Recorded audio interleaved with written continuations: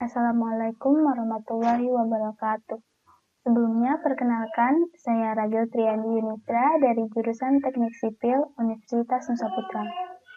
Dalam video kali ini, saya akan sedikit membahas mengenai agama dan ruang lingkupnya.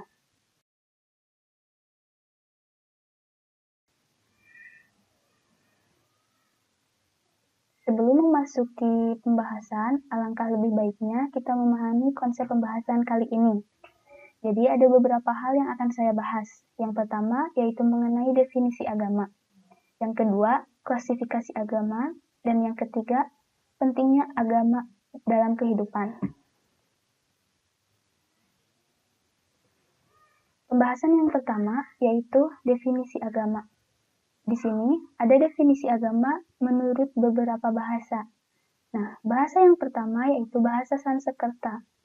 Agama berasal dari dua kata, yaitu a dan gam. A berarti tidak dan gam berarti pergi.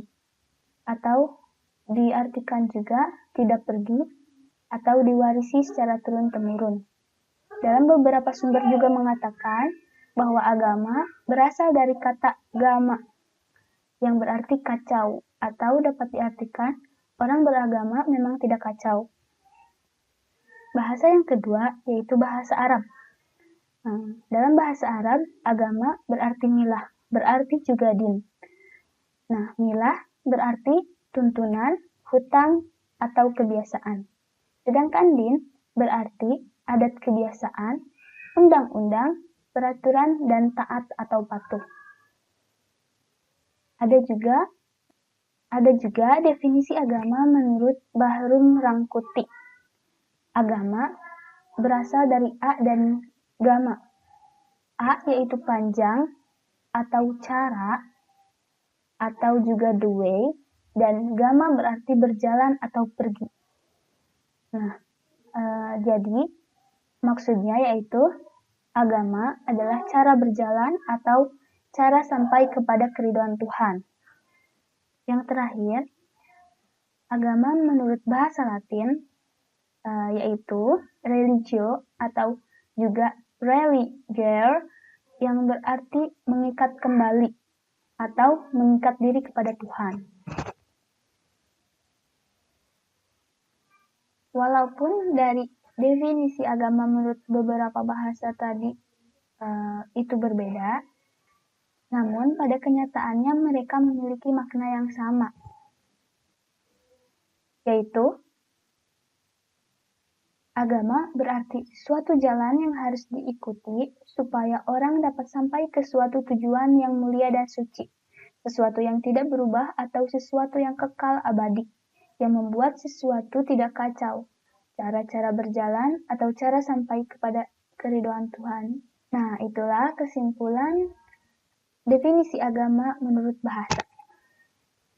Yang selanjutnya yaitu definisi agama menurut istilah. Di sini saya mengambil definisi menurut Dr. Andes Hasbullah Bakri, yaitu agama adalah jalan hidup dengan kepercayaan kepada Tuhan Yang Maha Esa, serta berpedoman kitab suci dan dipimpin oleh seorang nabi.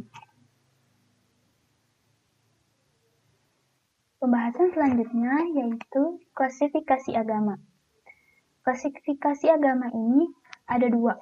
Yang pertama ada agama wahyu dan agama budaya. Agama wahyu juga disebut agama samawi, agama langit, agama profetis, atau juga revealed religion. Agama budaya juga disebut agama ardi, agama bumi, agama filsafat, agama rakyu, natural religion, atau non-revealed religion. Nah, ada beberapa ciri untuk membedakan agama wahyu dan agama budaya. Yang pertama, ciri-ciri agama wahyu yaitu berasal dari wahyu Allah, jadi bukan ciptaan manusia atau siapapun selain Allah. Yang kedua, ajaran ketuhanannya monoteisme mutlak atau tauhid mutlak. Yang ketiga, disampaikan oleh manusia yang dipilih oleh Allah Subhanahu wa Ta'ala sebagai nabi atau rasulnya. Yang keempat, mempunyai kitab suci yang otentik atau asli, jadi bersih dari campur tangan manusia. Dan yang terakhir, ajaran-ajarannya bersifat tetap atau tidak berubah-ubah walaupun tafsirannya dapat berubah sesuai dengan kecerdasan dan kepekaan pengikut-pengikutnya. Sedangkan ciri-ciri agama budaya yaitu hasil pikiran atau perasaan manusia. Yang kedua, ajaran ketuhanannya paling tinggi monoteisme nisbi, atau bahkan kadang-kadang dinamisme, animisme, atau politeisme. Selanjutnya, pendidikan agamanya tidak disampaikan oleh nabi atau rasul Allah Subhanahu wa taala. Dan yang keempat, umumnya tidak mempunyai kitab suci. Ataupun kalau ada, sudah mengalami perubahan-perubahan maupun bertambah atau berkurang. Dan yang terakhir, ajaran-ajarannya berubah-ubah sesuai dengan perubahan akal pikiran pengikutnya. Nah, yang termasuk agama wahyu satu-satunya yaitu agama Islam, sedangkan selebihnya termasuk agama budaya, kecuali agama Nasrani dan Yahudi. Karena dalam bentuk yang aslinya itu termasuk agama wahyu, sebab kedua agama tersebut dalam bentuknya tidak lain adalah agama Islam. Menurut Al-Quran, agama yang dibawa dan dianut oleh semua nabi ialah agama Islam.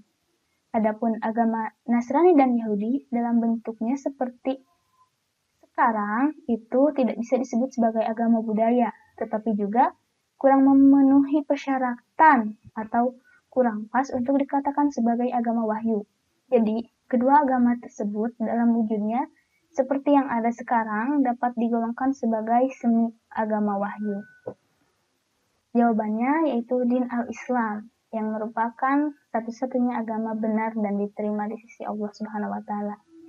Bagaimana dijelaskan dalam firman Allah, "Inna dina indallahil Islam."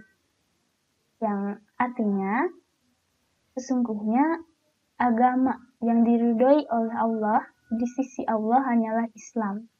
Quran surat Al-Imran ayat 19.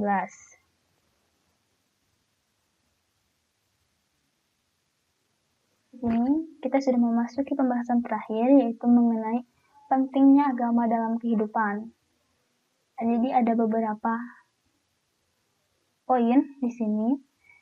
Yang pertama merupakan sumber moral, yang kedua merupakan petunjuk kebenaran, yang ketiga merupakan informasi tentang masalah metafisika atau disebut juga masalah gaib, yang keempat memberikan bimbingan rohani bagi manusia.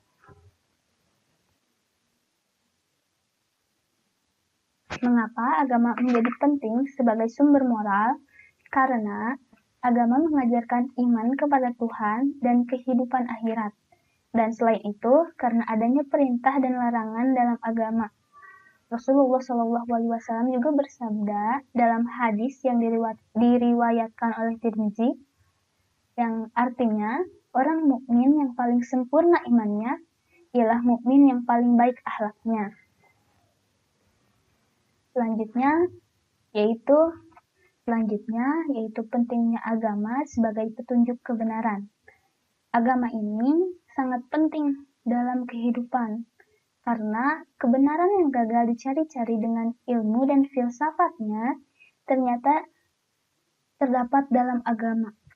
Sesuai dengan firman Allah menyebutkan, "Sesungguhnya telah kami turunkan Alkitab kepadamu dengan membawa kebenaran, agar kamu memberikan kepastian hukum di antara manusia dengan apa yang telah ditunjukkan oleh Allah kepadamu." Quran Surat An-Nisa ayat 105. Kemudian, sebagai sumber informasi tentang masalah metafisika. Sesungguhnya persoalan metafisika sudah masuk wilayah agama atau iman. Dan hanya Allah saja yang mengetahuinya. Dan Allah yang maha mengetahui perkara yang gaib ini dalam batas-batas yang dipandang perlu telah menerangkan perkara gaib tersebut melalui wahyu atau agamanya.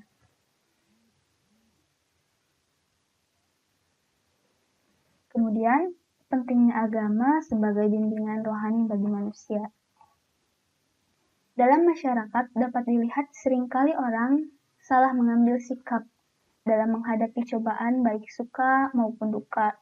Agama di sini dapat memberikan bimbingan rohani kepada manusia baik dikala suka maupun duka, sehingga manusia tidak akan kehilangan pegangan dalam situasi yang bagaimanapun.